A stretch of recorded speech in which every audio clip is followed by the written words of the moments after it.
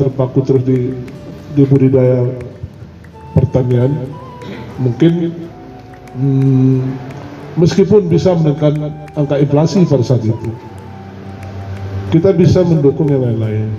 Juga di industri kreatif lainnya ada banyak yang apa yang bisa kita dukung, mohon didukung di kepemimpinan Bapak di perwakilan Luas Mawar ini. Mudah-mudahan hubungan kita ke depan terus berlanjut dengan baik. Mudah-mudahan pertemuan hari ini mendapat ridho dari Allah Subhanahu wa Ta'ala.